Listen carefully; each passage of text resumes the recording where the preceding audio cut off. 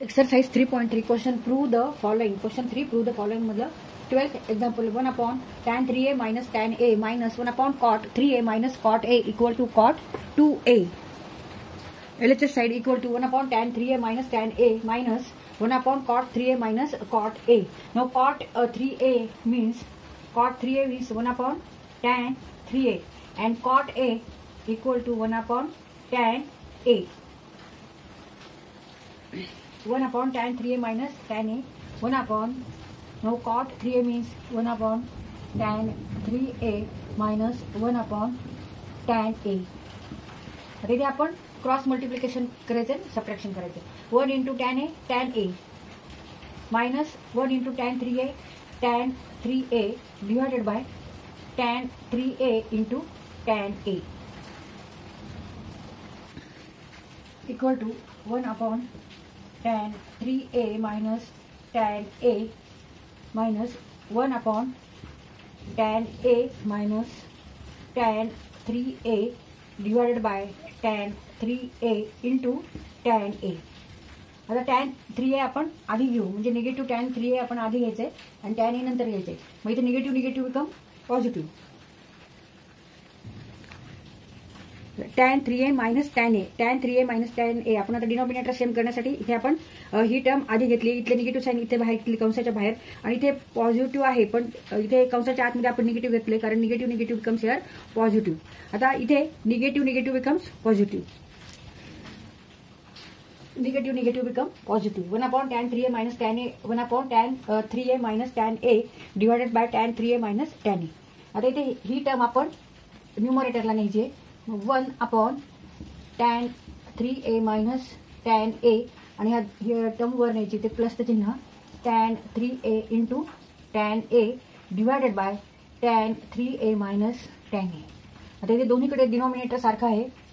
tan 3a minus tan a इथे पण tan 3a minus tan a.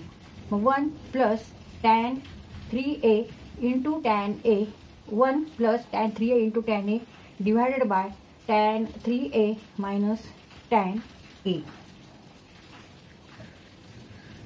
आता ही पूर्ण term 1 plus tan a into tan 3a ही आपण इथे डिनॉमिनेटरला घ्यायचे आणि इथे 1 घ्यायचे. इक्वल टू 1 अपॉन ही टर्म आपल्याला 1 plus tan 3a into tan a ही आपल्याला डिनॉमिनेटरला न्यायची याच्या tan 3a minus tan a divided by 1 plus tan 3a into tan a. आता आपल्याला trigonometric functions of compound angles तर इथे tan फंक्शन आहे आणि ते सबट्रॅक्शन आहे. tan a मायनस बी समजा आपल्याला इथे a मायनस बी च्या ऐवजी आपण x minus Y tan x minus Y हे जर टँजंट ह्या अँगलचं आपल्याला टँजंट फंक्शन काढायचं आहे. हा कंपाऊंड अँगल आहे. x minus Y is a compound angle. आणि आता ह्याचं आपल्याला टॅन फंक्शन काढायचं तर फॉर्म्युला कोणता आहे tan x minus tan y divided by 1 plus tan x into tan y. आता इथे tan x बरोबर बघा 3a आहे आणि y equal to here a means tan 3a minus tan a divide by 1 plus tan 3a into tan a means tan 3a minus a x minus y 3a minus a 1 upon tan 2a and 1 upon tan means what cot 1 upon tan 2a means cot 2a and it is equal to RHS side. LHS side equal to RHS side.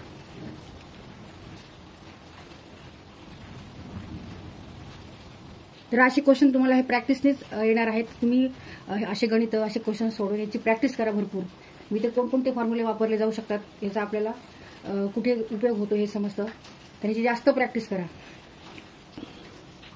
तर इथे असे question solve करताना आपल्याला समजत नाही की इथे कोणतं आधी ऑपरेशन्स करायचं, कोणती क्रिया आधी करायची. आता इथे आपण tan 3a minus tan a म्हणजे इथे जर डिफरन्स घेतला 3a मायनस याचा तर 2a येतो. मग tan 2a 1 upon tan 2a equal to cot 2a इथे आपल्याला असं समजतं. पण मग आता त्याच्यानंतर आपल्याला हा फॉर्म्युला माहित पाहिजे की tan x minus y equal to tan x minus tan y divided by 1 plus tan x tan y. आता हा जो फॉर्म्युला आहे कंपाऊंड अँगलचे जे ट्रिग्नोमेट्रिक फंक्शनचे फॉर्म्युले आहेत ते सुद्धा तुम्हाला पाठ करावे लागतील. मग त्यावरून आपण इथे कॉट 3a मायनस कॉट एचं इथे 1/tan 3a means cot 3a minus 1/tan हे असं आपण प्रयत्न केला. म्हणजे असं जर आपण सॉल्व्ह करत गेलो तर असं येईल का उत्तर. तर हे पर्याय शोधत शोधत आपण हे आन्सर काढलेलं उत्तर काढलेले. पण ह्याची जर तुम्ही खूप प्रॅक्टिस केली तर तुम्हाला हे कसं सॉल्व्ह करायचं हे आपल्याला पटकन समजतं. म्हणून हे सारखे गणित सोडवा आणि त्यामुळे आपल्याला कोणते गणित लगेच लक्षात येतं की हे असं सॉल्व्ह केलं की ह्याचं उत्तर हे येणारच आहे. मग त्या पद्धतीने आपण हे सॉल्व्ह करत जातो.